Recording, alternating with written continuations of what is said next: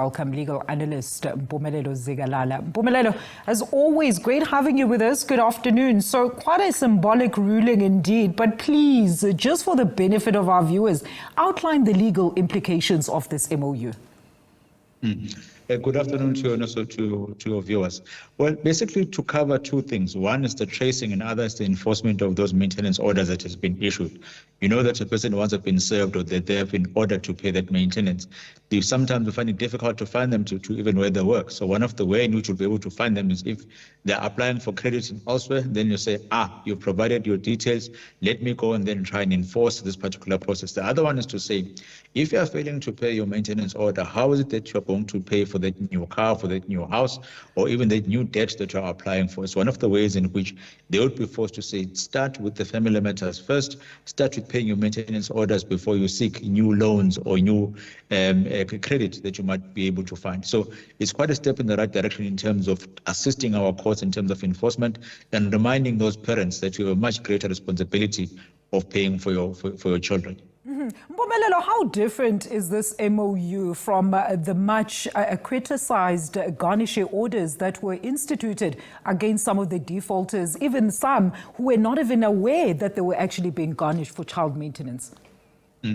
Before you would even go for a Garnishee order, you need to know who is it that you're going to garnish or that you're going to instruct. Yeah. Now, if you don't have that information, then it makes it very difficult. Now, it makes it easier to say, at this stage, this is the person has provided new information because they're applying for credit. You have the details of the new employer. So if you want to institute a Garnishee order, which is much more effective than any other process of collecting funds, then it's easier for them to say, this is the way the information is going to be collected. This is how information sharing is going to take place. It's going to make it easier for us as maintenance officers, if you are working there, to go and collect on behalf of the children. Now, look, Mpumelelo, let's also point out that this is not just applicable to men, right, but women too, who have obviously entered these types of agreements, because there are cases where men are the primary caretakers of these children. Definitely. And even if you look at our law, it's gender neutral. So if you look at the constitution, the obligations of each party, it's not specific to male or female. It simply says, if you are a parent, if you are responsible for bringing a child to this earth, then you must make sure that you're able to maintain it. Now, our law has developed into an instance in which is now extending to grandparents, even to say, if you have the possibility and if you have the means of being able to take care of your grandchildren, please step in. Because we want to protect this innocent soul. We want to make sure that it is perfectly catered for, and we can't do that without the finances. So we'll try all our means to say, how can we make sure that you collect the money for maintenance so that the child is able to go to school, sleeps well fed at night, and you are basically take care of all the basic amenities. And I suppose there's going to be quite a lot to say around the DNA testing of children, Mpumelelo, in order to prove that you actually are either getting garnished or getting registered to a credit bureau for not maintaining a child that is actually yours. And you see the most important thing that you must note, before you get to that particular stage in which you get a Garnishee or your information is now collected from the credit bureau, there's a court process that takes place. That particular court process gives you an opportunity to come and answer. So if you've received those court papers that are inviting you to a maintenance inquiry, it's in your best interest to go and attend to them. If you have any defenses in which you are going to stage through, make sure that you give it at that particular point in time and be able to defend yourself moving forward. So it's all those important factors which are going to be looked at. And even before you get there, there is an opportunity for you to present yourself and to present your case. So in a nutshell, Mpumelelo, in understanding the objective behind this initiative is to also just ensure that no parent actually can just decide to abdicate themselves of their duty to maintain their children, which leads to a number of psychosocial challenges for everyone involved.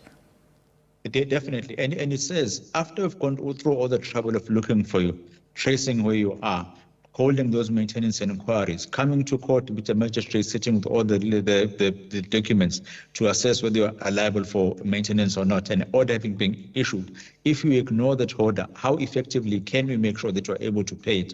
Now, if you're not going to get information, let's use technology, which is innovative, and make sure that you are able to collect it and make sure that you are able to force you so that you are able to pay. To avoid everything else, just do the simple and the right thing. Take care of your children. If you do that, then the long arm of the law is not going to go looking for you within credit bureaus.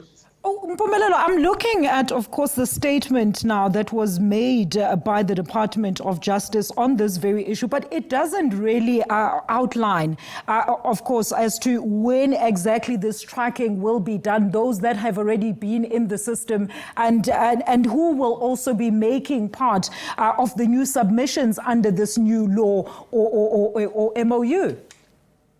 Well, I think that's where the modalities of all this operation will have to come into. Another thing which I was thinking about is the human resources which are required. How many number of cases do we have? How long is it going to take in order for those credit bureaus to be able to trace? Who's going to pay the cost again of getting into those search engines? Because there may be an MOU that is there, but there are costs involved. There's printing of the paper, information being collected. Who's going to cover that cost? So those are all the modalities that should be looked into. I think the much more important thing would be to say, how do we make sure that you use technology in order to make this whole process of doing the maintenance and inquiry a bit shorter? So when you come in, let's link up and check. If there's a maintenance application made against your name, let's check your credit profile. What do you have? Where can you find your recent address? Is there a possibility that you could be able to serve on your employer and get all those orders much earlier than to wait up until the person has absconded before we start looking for you again?